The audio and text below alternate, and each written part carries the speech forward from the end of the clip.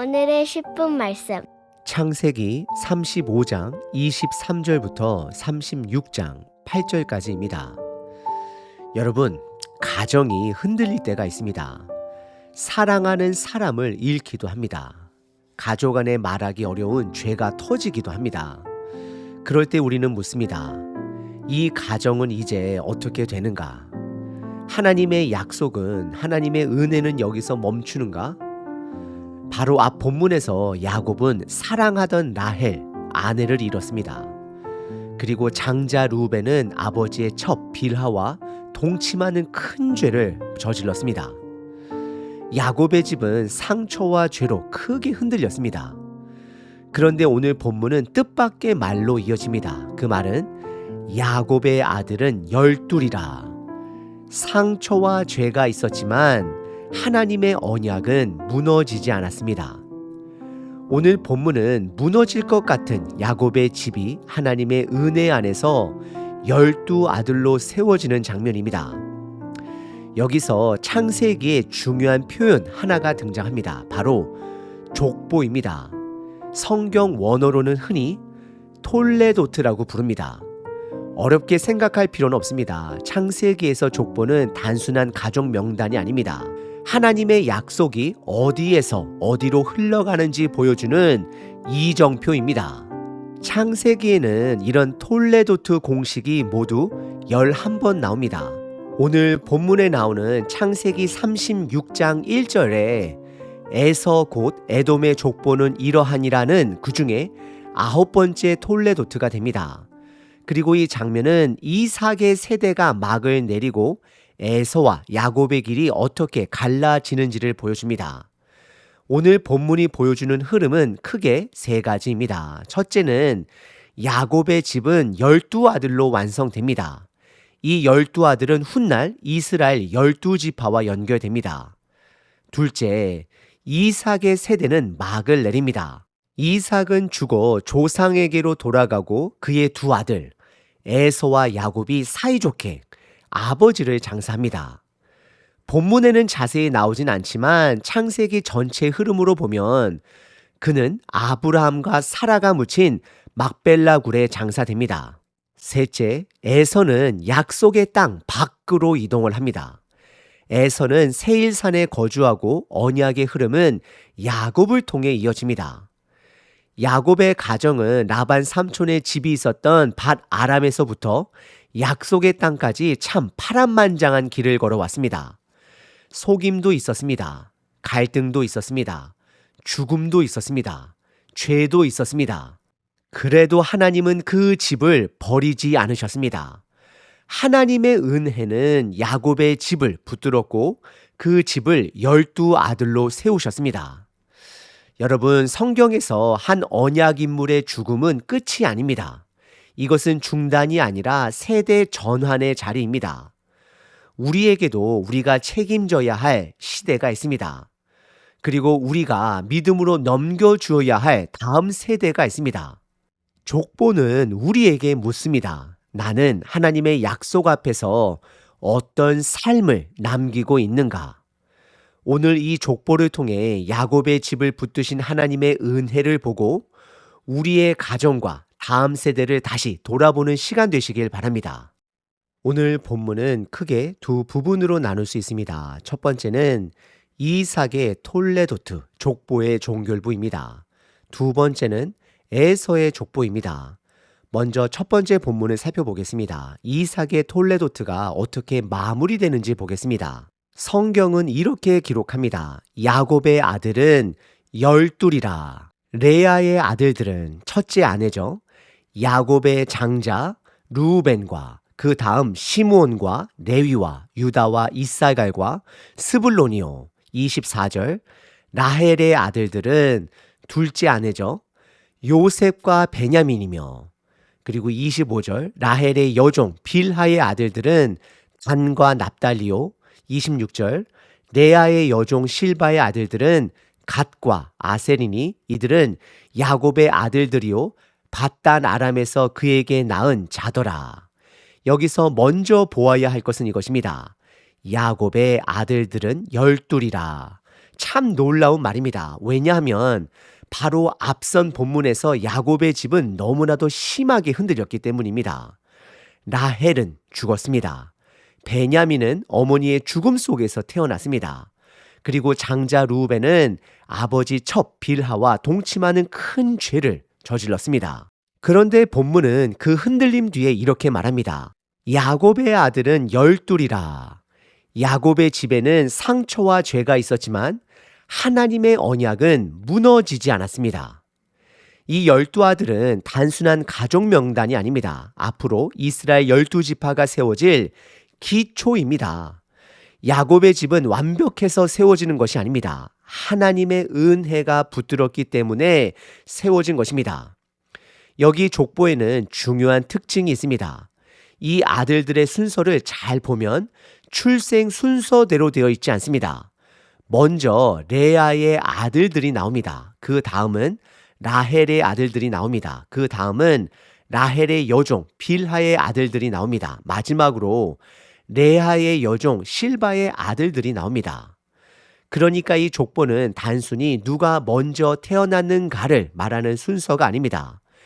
야곱의 아내들의 위치를 따라 정리된 순서입니다. 그리고 각 어머니 안에서는 나이 순서를 따라 정리됩니다. 여기서 레아의 아들들이 가장 먼저 나옵니다. 이것은 창세기 46장이나 출애굽기 1장에서도 이어지는 중요한 흐름입니다. 순서가 조금 달라질 때도 있지만 레아의 아들들이 앞자리에 놓이는 구조는 유지됩니다. 이것이 특히 중요합니다. 왜냐하면 레아의 아들들 가운데 유다가 있기 때문입니다. 그리고 성경의 큰 흐름에서 메시아, 예수님은 유다의 계열을 통해 오십니다. 야곱의 집을 보면 복잡합니다. 상처도 많습니다. 경쟁도 많았습니다. 죄도 있습니다. 그런데 하나님은 그 복잡한 집안에서도 약속의 길을 이어가십니다. 그리고 그 약속의 끝에는 예수 그리스도가 계십니다. 그리고 본문을 관찰하다 보면 이런 질문이 생깁니다. 26절입니다. 이들은 야곱의 아들들이요 밧단 아람에서 그에게 낳은 자더라. 그런데 우리는 바로 앞본문에서 베냐민이 밧단 아람이 아니라 에브랏길에서 태어난 것을, 약속의 땅에서 태어난 것을 보았습니다. 그렇다면 왜 본문은 12아들을 함께 묶어 밧단 아람에서 낳은 자다라고 말했을까요? 이 족보의 목적이 출생지를 하나하나 정확히 표시하는 데 있지 않기 때문입니다. 본문은 야곱의 아들들을 하나의 언약 공동체로 묶어 보여줍니다. 야곱의 가족은 밧단 아람에서 긴 타향살이를 했습니다. 그곳은 라반의 집이 있었던 곳입니다. 야곱은 그곳에서 아내들을 얻고 자녀들을 얻고 많은 갈등을 겪었습니다. 그리고 마침내 약속의 땅으로 돌아왔습니다. 그래서 이 표현은 이렇게 들을 수 있습니다. 이들은 모두 타향살이에서 약속의 땅으로 돌아온 야곱의 집이다. 하나님이 그들을 한 언약 가족으로 세우셨다. 족보는 계산표만이 아닙니다. 족보는 하나님의 약속이 어디로 흘러가는지를 보여주는 믿음의 지도가 됩니다. 이제 27절서부터 29절은 야곱의 아들들에서 이삭의, 야곱의 아버지 이삭의 죽음으로 넘어갑니다. 야곱이 마침내 아버지 이삭에게 돌아옵니다. 장소는 마므레입니다. 곧 헤브론입니다. 이곳은 아브라함과 이삭이 거류하던 곳입니다. 야곱의 긴 여정이 다시 아버지의 자리로 돌아온 것입니다. 야곱은 집을 떠났습니다. 라반의 집에서 오랜 시간을 보냈습니다. 약 20년에서 30년을 보낸 것입니다. 돌아오는 길에도 두려움이 있었습니다. 형 에서와의 만남도 있었습니다. 그리고 아내 라헬의 죽음도 있었습니다. 루벤의 죄도 있었습니다. 그런데 결국 야곱은 아버지 이삭이 있는 곳으로 돌아옵니다. 그리고 이삭의 이야기는 죽음과 장례로 마무리됩니다. 이삭은 180세에 죽습니다. 본문은 그가 자기 열조에게로, 조상에게로 돌아갔다라고 기록합니다. 이 표현은 이삭의 삶이 끝났지만 하나님의 언약은 끝나지 않았다라는 것을 보여줍니다. 그리고 그의 아들 에서와 야곱이 함께 사이좋게 아버지를 장사합니다. 아브라함이 죽었을 때 이삭과 이스마엘이 함께 장례를 치렀던 것처럼 이삭이 죽었을 때는 두 아들 에서와 야곱이 함께 모여 장례를 치릅니다. 흩어졌던 형제들이 아버지 죽음 앞에 함께 서는 장면입니다. 29절은 장례 장소를 자세히 말하지는 않습니다. 그러나 창세기 전체 흐름에서 보면 이삭은 아브라함과 사라가 묻힌 막벨라 굴에 장사된 것으로 이해됩니다. 여기서 중요한 것은 이것입니다. 성경에서 언약 인물의 죽음은 끝이 아닙니다. 하나님의 약속이 다음 세대로 넘어가는 자리입니다. 이삭의 세대는 막을 내립니다. 하지만 하나님의 언약은 멈추지 않습니다. 이제 그 언약은 야곱의 집을 통해 이어집니다. 이 첫 번째 장면은 우리에게 몇 가지를 묻습니다. 첫째, 우리 각자의 가정의 상처가 하나님의 약속보다 크다라고 생각하고 있지는 않으십니까? 야곱의 집은 흔들렸지만 무너지지 않았습니다. 둘째, 하나님은 완벽한 사람을 통해서만 일하시는 분이 아닙니다. 하나님은 부족한 사람을 붙드시고 그 안에서 약속을 이어가십니다.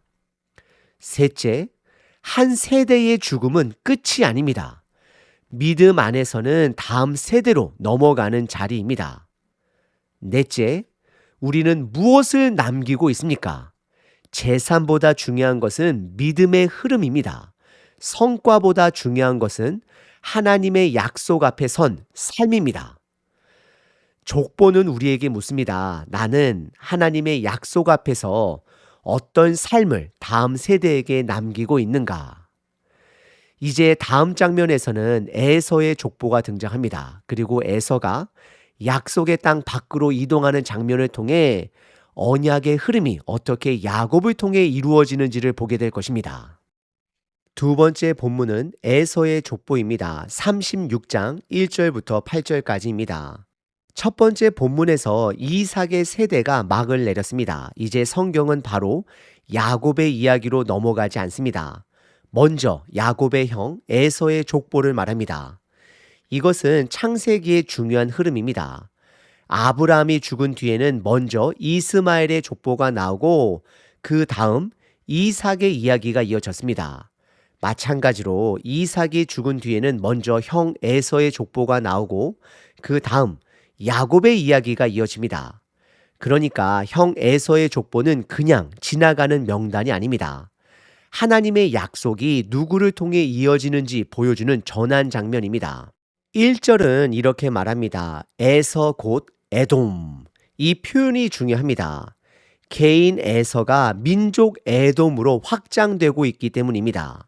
야곱이 이스라엘이라는 이름을 받고 이스라엘 민족의 조상이 된 것처럼 에서도 에돔이라는 민족의 조상이 됩니다.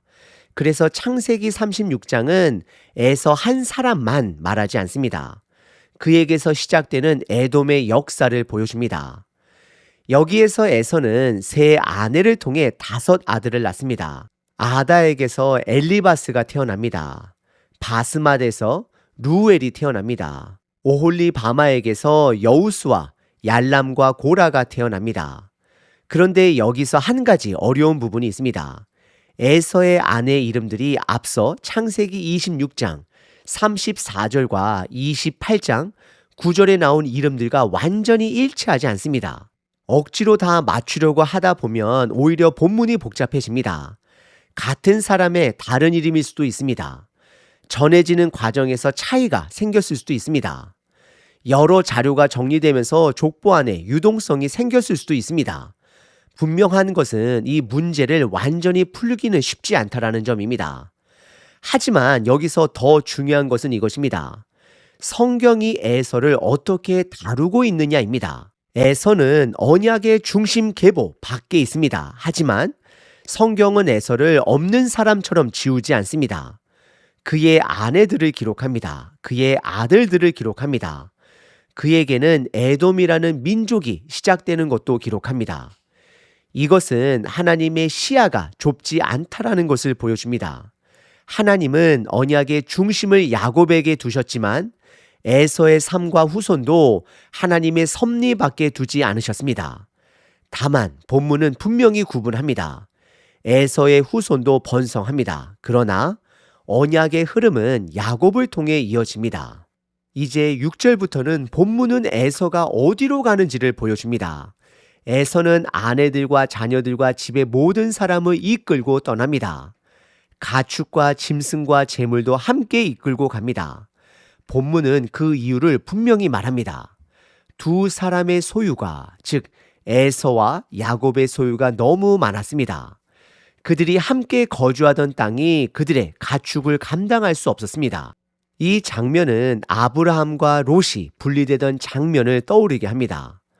그때도 소유가 많아 함께 살기 어려웠습니다. 이번에도 비슷합니다. 여기서 본문은 에서가 분노해서 떠났다라고 말하지 않습니다. 야곱을 미워해서 떠났다라고도 말하지 않습니다. 본문이 말하는 이유는 분명합니다. 소유가 풍성하여 함께 거주할 수 없었기 때문입니다. 그러므로 이 장면은 한편으로 현실적인 분리입니다. 목축 환경 때문에 함께 머물 수 없어서 갈라진 것입니다. 그런데 동시에 이 장면은 더 깊은 의미를 가집니다. 에서는 가나안 땅을 떠납니다. 그리고 세일산에 거주합니다.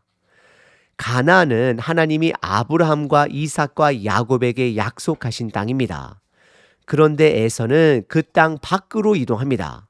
반대로 야곱은 약속의 땅에 남습니다. 이것은 단순한 이사 이야기가 아닙니다.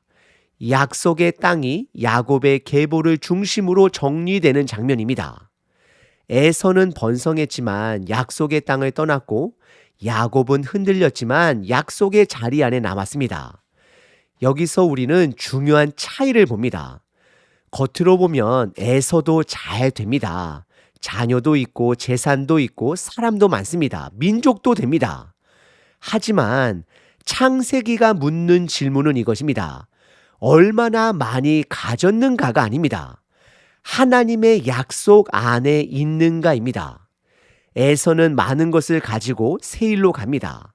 야곱은 상처와 죄가 있는 가정이지만 약속의 땅에 남습니다. 그리고 하나님은 그 야곱의 집을 통해 언약을 이어가십니다.